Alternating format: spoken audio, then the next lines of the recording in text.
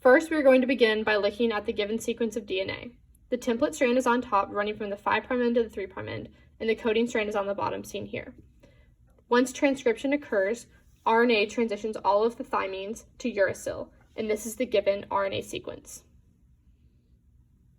Once translation occurs, proteins are matched with the corresponding codons. So we have a start codon, met, and a stop codon at the very end to stop the production of proteins.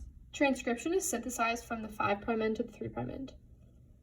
And we are able to code for each protein using the codon chart.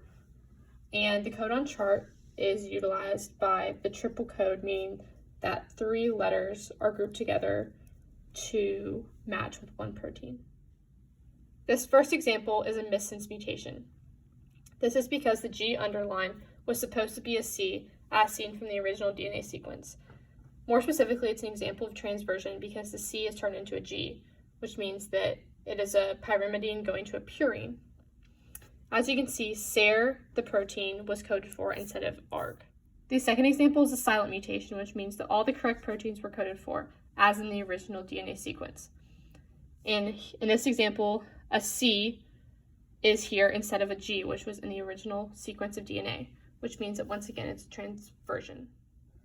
Our third example is a read-through. A read-through means that there is no stop codon, and as you can see here, tryptophan is coded for instead of a stop codon. And this is also an example of transversion because here you see a G and a T was originally in its place, meaning that it is a transversion. Last but not least, for example 4, we are going to look at a nonsense. A nonsense mutation means that there is a stop codon that has been coded for prematurely. Here we see an A, and before there is a T, which means this is also an example of transversion, which just happened to be the way that mutations worked out in this video.